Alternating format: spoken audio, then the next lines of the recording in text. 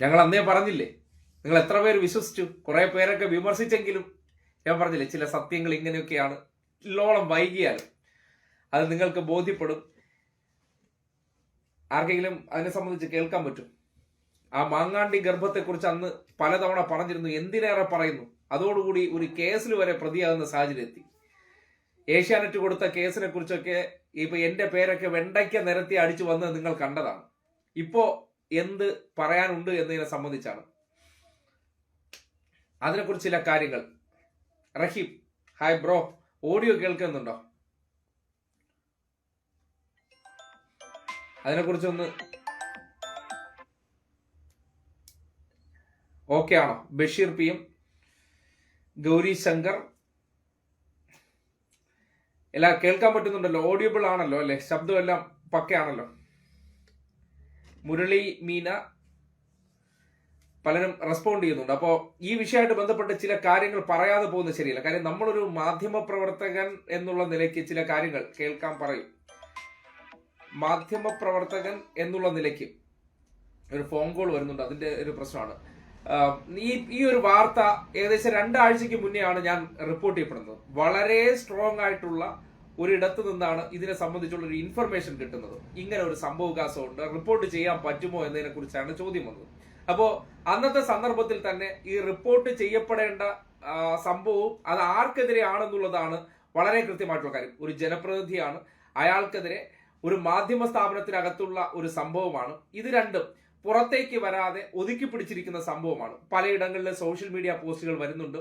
ആരും ആ വിഷയത്തെ ഓൺ ചെയ്യാതിരുന്ന സന്ദർഭത്തിലാണ് അന്ന് ആ വിഷയത്തെക്കുറിച്ച് കൃത്യമായിട്ടുള്ള ഇൻഫർമേഷൻ കിട്ടിയതിന്റെ അടിസ്ഥാനത്തിൽ ആരുടെയും പേര് പറയാതെ ഇങ്ങനെ ഒരു ജനപ്രതിനിധി, കേരളത്തിലെ യൂത്ത് മണ്ഡലത്തിൽ നിൽക്കുന്ന പ്രമുഖനായിട്ടുള്ള വ്യക്തി, ഇന്നിപ്പോ പേര് ഒഴിവാക്കുന്ന ഒരു കാര്യമെന്ന് പറഞ്ഞാൽ ആ പറയുന്ന ഇരയായിട്ടുള്ള കുട്ടിയും പേര് പറഞ്ഞിട്ടില്ല എന്നുള്ളത് കൊണ്ടാണ്. ആ സന്ദർഭത്തിൽ പറഞ്ഞതാണ് എന്ത് കാര്യം, ഈ ഒരു സംഭവം നടന്നിരിക്കുന്നു. കാര്യം നമ്മുടെ നാട്ടിൽ ഈ വേലി തന്നെ വിളവ് നിന്നാൽ എന്ത് ചെയ്യും എന്ന് ഒന്ന് ആലോചിച്ച് നോക്കി. അതായത് ഈ വേലി നമ്മുടെ നാട്ടിൽ പറഞ്ഞാൽ മതി, നമ്മുടെ എല്ലാ വിവരങ്ങളും അറിയിക്കുന്നവരാണ് മാധ്യമങ്ങൾ. ആ മാധ്യമങ്ങൾ തന്നെ ചില വാർത്തകൾ മുക്കുന്ന സാഹചര്യം ഉണ്ടായാൽ അതിനെക്കുറിച്ച് നമ്മൾ ആരെങ്കിലും പറയണ്ടേ? അങ്ങനെയാണ് മുഖ്യധാര മാധ്യമങ്ങളിൽ ജോലി ചെയ്ത ഒരു വ്യക്തി എന്നുള്ള നിലയ്ക്ക്, അതിനകത്ത് നിന്ന് കിട്ടിയ സ്ട്രോങ് ഇൻഫർമേഷൻ എന്നുള്ള നിലയ്ക്ക് അതൊരിക്കലും വ്യാജമായിരുന്നില്ല എന്ന് തിരിച്ചറിഞ്ഞതിന്റെ അടിസ്ഥാനത്തിൽ വളരെ ശക്തമായി അതിനെക്കുറിച്ച് തുറന്നു പറഞ്ഞത് വലിയ ചലനം സൃഷ്ടിച്ച ഒരു കാര്യമാണ്. ആ ചലനം സൃഷ്ടിച്ച കാര്യം കൊണ്ട് തന്നെ കേസ് വരെ ഉണ്ടാകുന്ന സാഹചര്യം ഉണ്ടായി. ഞാൻ അതിൽ ആരെയും വ്യക്തിപരമായി പേര് പറഞ്ഞ് അധിക്ഷേപിച്ചിട്ടില്ല. ഒരു വ്യക്തിയും അല്ലെങ്കിൽ അതിൽ ഇരയാക്കപ്പെട്ട വ്യക്തിയോ അല്ലെങ്കിൽ വേട്ടക്കാരനായിട്ടുള്ള വ്യക്തിയോ പരാതി ഉയരാത്തത് കൊണ്ട് പേര് അന്നും പറഞ്ഞിട്ടില്ല, ഇപ്പോഴും അത് പറയാത്ത കാര്യം. പക്ഷെ എല്ലാവർക്കും ആ പേരിനെ കുറിച്ചും അത് എവിടെയാണ് സംഭവിച്ചത് എന്നതിനെ കുറിച്ച് നല്ല ധാരണയുണ്ടായി. ഇപ്പോ കാലം അങ്ങ് കടന്നു പോകുമ്പോൾ ആരാണ് ശരിയെന്ന് നിങ്ങളുടെ മുന്നിലേക്ക് വരികയാണ്. ആരെയും തെറ്റിദ്ധരിപ്പിക്കാൻ വേണ്ടി ഒരു കാര്യവും പറഞ്ഞിട്ടില്ല ഇതുവരെയും. ഒരു കാര്യവും, അതായത് എനിക്കിപ്പോ ഒരു വിഷയവുമായി ബന്ധപ്പെട്ട് ഒരു വിവരം കിട്ടുകയാണ്, അല്ലാതെ ഞാൻ ഒരു മാധ്യമ പ്രവർത്തകൻ എന്നുള്ള നിലയ്ക്ക് ഇന്നിപ്പോ സ്വതന്ത്ര മാധ്യമ പ്രവർത്തനം ചെയ്യുന്ന സന്ദർഭത്തിൽ ഒരു വ്യക്തിയെ പോലും അനാവശ്യമായി രാഷ്ട്രീയമായി ടാർഗറ്റ് ചെയ്യാൻ വേണ്ടി ഒരു കാര്യവും പറയാറില്ല. അവരെക്കുറിച്ച് ഒരു വിഷയത്തെക്കുറിച്ച് സംസാരിക്കാനാണെങ്കിൽ പോലും അവർ കാണിക്കുന്നത് PR വർക്കാണ്, ഫ്രോഡാണെന്ന് കൃത്യമായി തിരിച്ചറിഞ്ഞതിന് ശേഷം അതിന് തെളിവ് സഹിതമാണ് പലപ്പോഴും നിങ്ങളോട് ഒരു വാർത്ത ചെയ്യാറുള്ളത്. നിങ്ങൾ ഇത് കണ്ടോ, ഇത് കൃത്രിമമാണ് എന്ന് നിങ്ങളെ ബോധ്യപ്പെടുത്താനാണ് പലപ്പോഴും ശ്രമിക്കാറുള്ളത്. അല്ലാതെ ഒരിക്കലും ഒരാളോട് പകപോക്കാൻ വേണ്ടിയോ ഒരാളുടെ രാഷ്ട്രീയ ഭാവി ഇല്ലാതാക്കാൻ വേണ്ടിയോ അയാൾ ട്രാൻസ്പാരന്റ് അല്ലാതെ കൃത്രിമമായി ജനങ്ങളെ തെറ്റിദ്ധരിപ്പിക്കുന്ന വ്യക്തിയാണെന്ന് ബോധ്യപ്പെട്ടിട്ടുണ്ടെങ്കിൽ അതിനെക്കുറിച്ച് സംസാരിച്ചിട്ടുണ്ട്, ഒരു സംശയമില്ല. ആ നിലയ്ക്കാണ് അന്നും ഈ വിഷയം അറിഞ്ഞപ്പോൾ നിങ്ങളുടെ മുന്നിൽ റിപ്പോർട്ട് ചെയ്യപ്പെട്ടത്.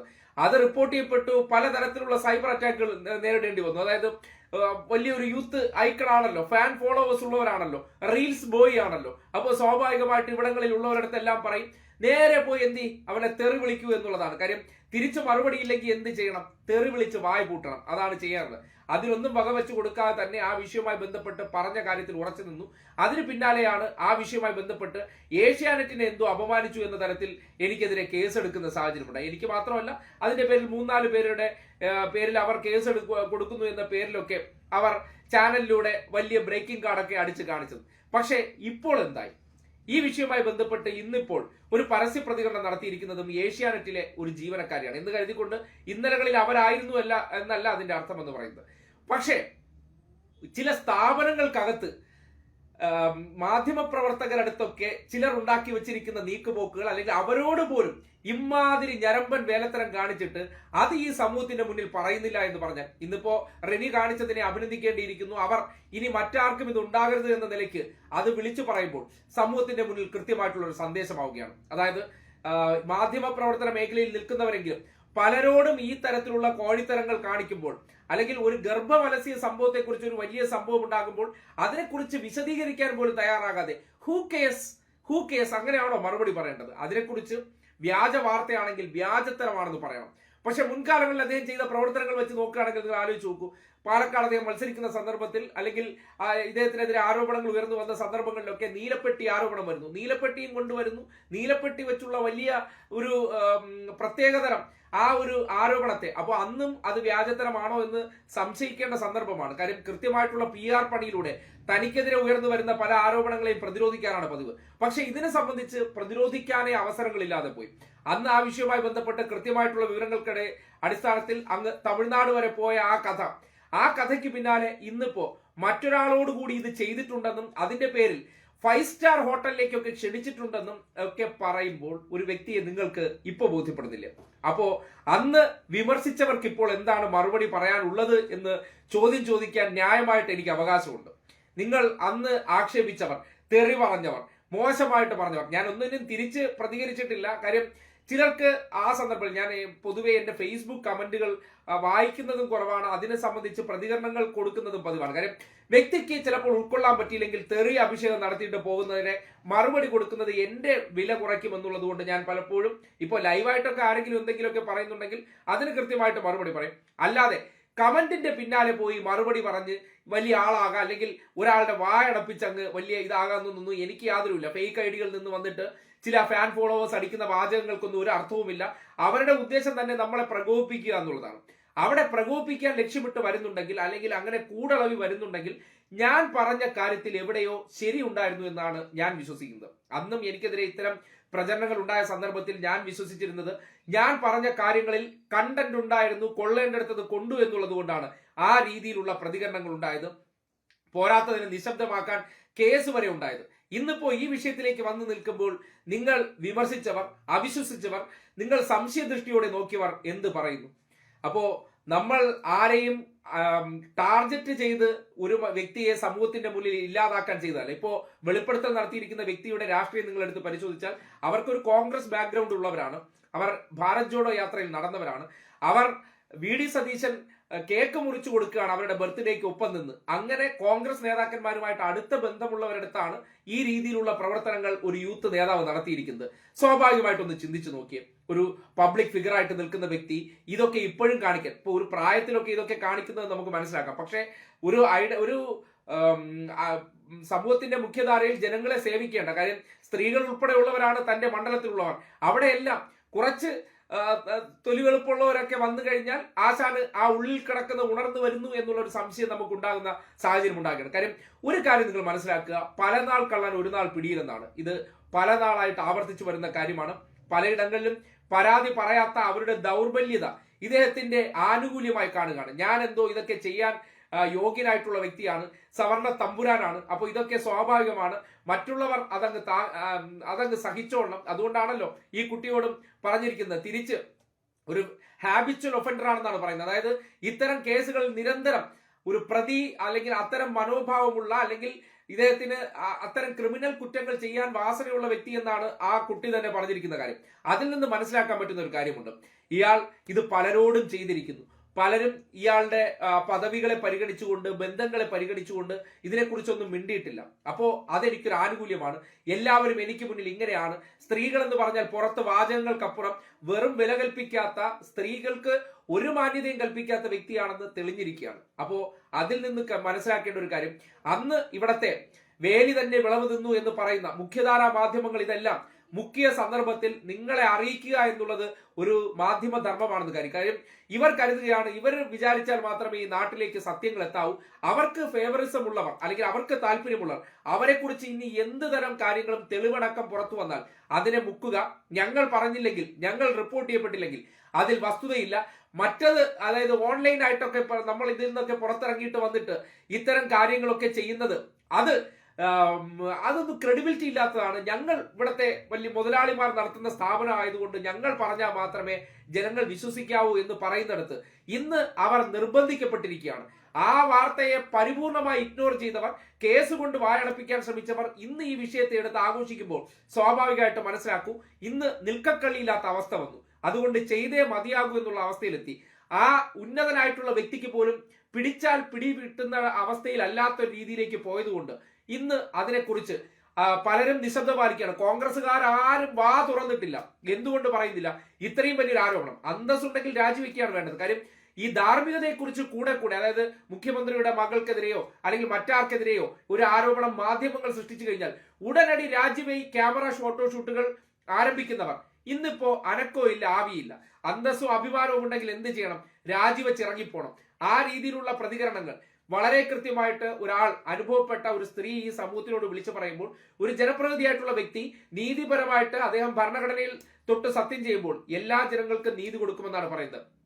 അങ്ങനെ നീതി നിഷേധിക്കപ്പെട്ട ഒരാൾ മുൻപന്തിയിലേക്ക് വന്ന് ഈ കാര്യങ്ങൾ പറയുമ്പോൾ രാജിയല്ലാതെ മറ്റൊരു പോംവഴിയില്ലാത്തതാണ്. പിന്നെ നേരത്തെ എൽദോസ് കുന്നപ്പള്ളിയുടെ കാര്യം നമുക്കറിയാം.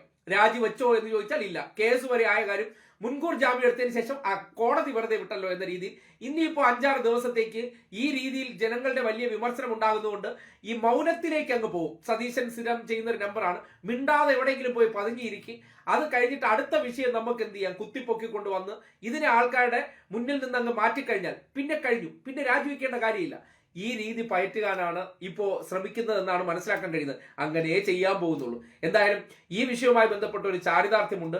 പറഞ്ഞ കാര്യങ്ങൾ ജനങ്ങൾക്ക് കുറച്ച് വൈകിയെങ്കിലും മനസ്സിലായല്ലോ എന്നുള്ള കാര്യമാണ്. അത് ഇന്നലകളിൽ പറഞ്ഞപ്പോൾ ചിലർക്ക് ഞാൻ എന്തെങ്കിലും കള്ളം പറയുന്നതാണ്, ആ കേസ് ഉൾപ്പെടെ എന്റെ പേരിലേക്ക് വരുമ്പോൾ അത് ഏതെങ്കിലും ഒരു വ്യക്തിയെ അപകീർത്തിപ്പെടുത്താൻ പറഞ്ഞതാണെന്ന് സംശയിച്ചവർക്കുള്ള മറുപടിയാണ് ഇന്നിപ്പോ ഇങ്ങനെ ഒരു ജീവിക്കുന്ന തെളിവായി പുറത്തേക്ക് വന്നിരിക്കുന്നു എന്ന് പറയുകയാണ്.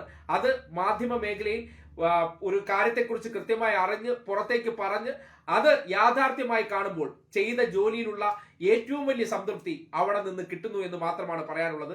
അതുകൊണ്ട് അവിശ്വസിച്ചവർ ഒരു കാര്യം മനസ്സിലാക്കുക, ഒരു വിഷയത്തിൽ പോലും ആരെങ്കിലും തെറ്റിദ്ധരിപ്പിക്കാൻ വേണ്ടി ഒരു വാർത്ത പോലും കള്ളമായി പറഞ്ഞിട്ടില്ല. ചില ട്രോൾ വീഡിയോസ് എന്തെങ്കിലുമൊക്കെ ചെയ്യുന്നെങ്കിലും, അല്ലാതെ ഈ ഏതൊരു വിഷയത്തിലും വളരെ ഗൗരവതരമായി റിപ്പോർട്ട് ചെയ്യപ്പെടുന്ന കാര്യമാണെങ്കിൽ അതിനകത്ത് ക്രിസ്റ്റൽ ക്ലിയർ ആയിട്ട് കാര്യങ്ങൾ അറിഞ്ഞാൽ മാത്രമേ പറയാറുള്ളൂ.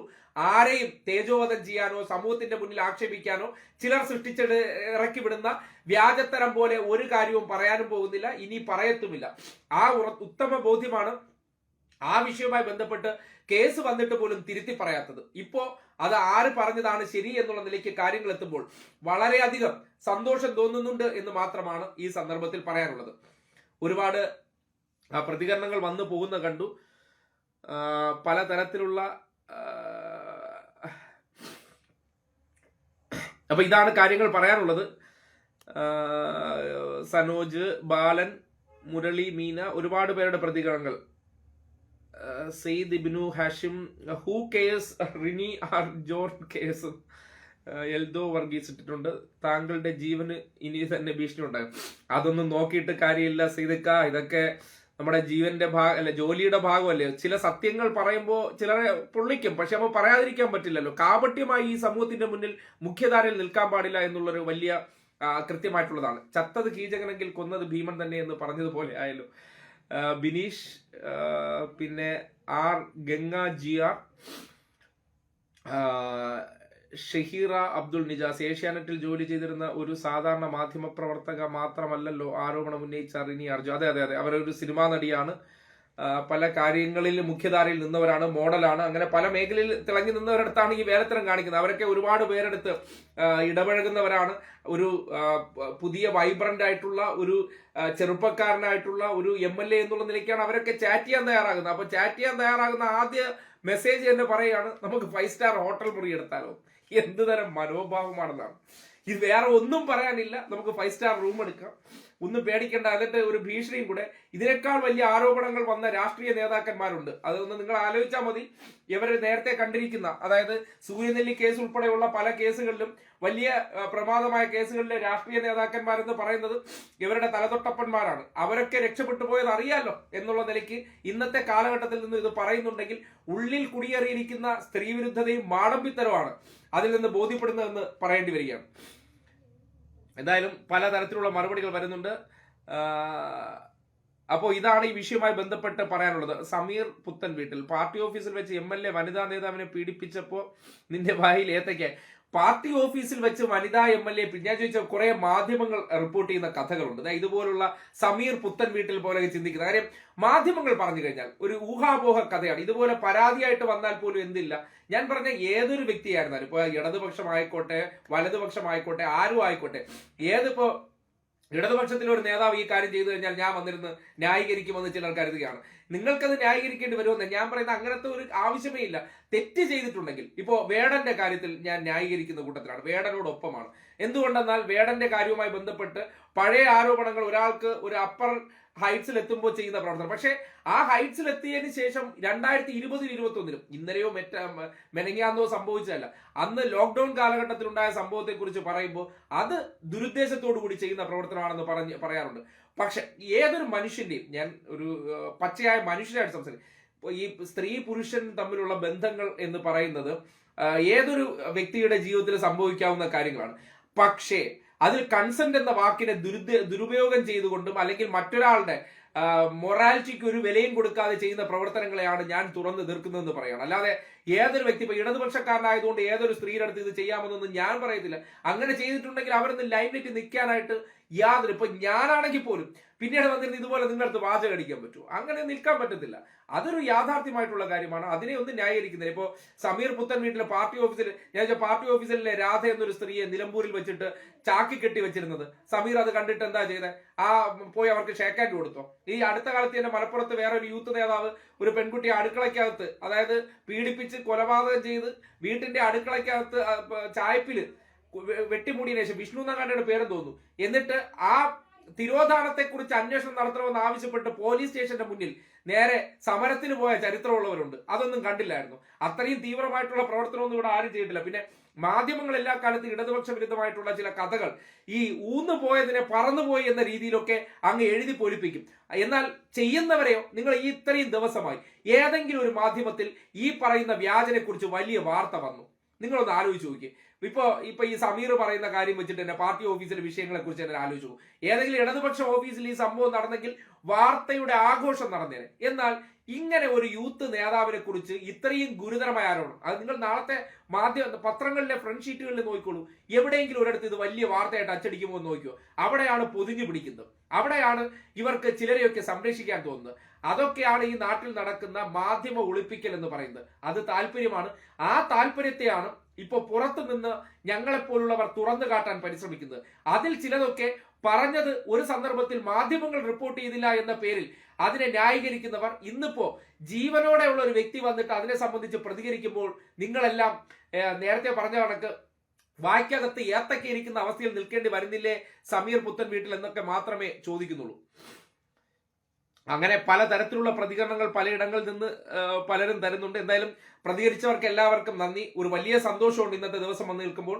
വാക്കുകളെ ഒരിക്കലും ആരുടെയെങ്കിലോടുള്ള ഒരു പ്രത്യേക താല്പര്യത്തിന്റെ അടിസ്ഥാനത്തിൽ പറഞ്ഞു വയ്ക്കുന്നതല്ല. ഒരു വിവരങ്ങൾ കൃത്യമാണെങ്കിൽ അത് മുഖം നോക്കാതെ റിപ്പോർട്ട് ചെയ്യപ്പെടണമെന്ന് ചിന്തിക്കുന്ന ഒരു കൂട്ടത്തിലാണ്. അതോടൊപ്പം തന്നെ നിങ്ങൾ ഒരു ഇടതുപക്ഷക്കാരനല്ലേ എന്ന് ചോദിച്ചാൽ, എനിക്കൊരു ഇടതുപക്ഷ അനുഭവം ഉണ്ടെന്ന്. ഞാൻ എന്റെ രാഷ്ട്രീയം മറച്ചു വെച്ചിട്ടൊന്നുമല്ല ആരുടെ സംസാരിക്കാറുള്ളത്. എനിക്കൊരു രാഷ്ട്രീയ അനുഭവമുണ്ട്. ആ അനുഭവത്തിന്റെ പുറത്തു നിന്ന് തന്നെയാണ് പലപ്പോഴും സംവദിക്കാറുള്ളത്. ആ അനുഭവം എന്തുകൊണ്ട് നിലനിർത്തുന്നു എന്ന് പറഞ്ഞാൽ, എന്റെ കാഴ്ചപ്പാടിൽ, ഞാൻ മനസ്സിലാക്കിയതിന്, ഞാൻ കണ്ട ജീവിതങ്ങളിൽ, ഞാൻ കണ്ട സാമൂഹ്യ സാഹചര്യങ്ങളിൽ ഈ ഒരു ആശയം നിലനിൽക്കേണ്ടത് ഈ നാടിന്റെ മതേതരത്വത്തിന് അത്യാവശ്യമായതുകൊണ്ട് ഇടത് ആശയം നിലനിൽക്കേണ്ടത് അത്യന്താപേക്ഷിതമാണ്. മതങ്ങളാൽ സ്വാധീനിക്കപ്പെട്ട ആശയങ്ങൾ ഈ നാട്ടിൽ അരങ്ങു വാഴുന്ന സാഹചര്യം ഉണ്ടായാൽ മറ്റു മതസ്ഥർ വേട്ടയാടപ്പെടുന്ന കാലം ഈ നാട്ടിൽ ഒരിക്കലും വിദൂരമല്ലാത്ത അവസ്ഥ വരും. അതുകൊണ്ട് രണ്ടുപേരെയും സപ്പോർട്ട് ചെയ്യാത്ത, രണ്ടുപേർക്കും ശത്രുക്കളായിട്ടുള്ള, അത് സുഡാപ്പികളായിക്കോട്ടെ സംഘപരിവാറിനായിക്കോട്ടെ, രണ്ടുപേർക്കും താല്പര്യമില്ലാത്ത ഒരു വിഭാഗക്കാരായി നിൽക്കുന്നുണ്ടെങ്കിൽ അവർ സഞ്ചരിക്കുന്നത് ശരിയായ പാതയിലാണെന്നുള്ള ഉത്തമ ബോധ്യം. അതുകൊണ്ടാണ് അതിനെ സപ്പോർട്ട് ചെയ്യുന്നത് എന്നുള്ളത് കൂടി പറയാൻ യാതൊരു നാണക്കേടുമില്ല. ചെയ്യുന്നതേ പറഞ്ഞിരിക്കും, പറയുന്നതേ ചെയ്യുള്ളൂ എന്ന് പറഞ്ഞ പോലെ ചെയ്യുന്ന പ്രവൃത്തി ഇതാണ്. അല്ലാതെ ഞാൻ ഒളിച്ചു വെച്ചിട്ട് ഇടതുപക്ഷ രാഷ്ട്രീയത്തെ ഇല്ലാത്തത് പറയുന്നല്ല. എനിക്ക് ഇടതുപക്ഷ രാഷ്ട്രീയത്തോട് താല്പര്യമുണ്ട് എന്നുള്ള വസ്തുത തുറന്നു പറഞ്ഞുകൊണ്ട് തന്നെ അതുമായി ബന്ധപ്പെട്ട വാർത്തകൾ ചെയ്യും. അല്ലെങ്കിൽ അതിലെന്തെങ്കിലും തെറ്റുണ്ടെങ്കിൽ അതും ചൂണ്ടിക്കാട്ടാനായിട്ട് ഒരു ബുദ്ധിമുട്ടും തോന്നാത്ത വ്യക്തിയാണെന്ന് മാത്രമേ പറയാനുള്ളൂ. എന്തായാലും ഇന്നത്തെ ദിവസം നമുക്കിവിടെ വൈൻഡപ്പ് ചെയ്യാം. വളരെ സന്തോഷം, നിങ്ങൾ പ്രതികരിച്ച് ഒരുപാട് പേർ അഭിവാദ്യങ്ങളൊക്കെ അറിയിക്കുന്നുണ്ട്. വളരെ ചെയ്യുന്ന ജോലിക്ക് കിട്ടുന്ന പറഞ്ഞ കാര്യങ്ങളിൽ നിങ്ങളെ വിശ്വാസം വരുത്താൻ കഴിഞ്ഞു എന്നുള്ള ചാരിതാർത്ഥ്യം എന്ന് പറഞ്ഞാൽ അതാണ് ജോബ് സാറ്റിസ്ഫാക്ഷൻ എന്ന് പറഞ്ഞത്. അത് ഇന്നത്തെ ദിവസം കിട്ടി. അത് നിങ്ങളുമായി പങ്കുവയ്ക്കണമെന്ന് തോന്നി. അതിൽ നിങ്ങൾ തന്ന അഭിനന്ദനങ്ങൾക്ക് താങ്ക്സ് എ ലോട്ട്. അപ്പോൾ മറ്റൊരു വിഷയമായിട്ട് നാളെ കാണാം. ബൈ.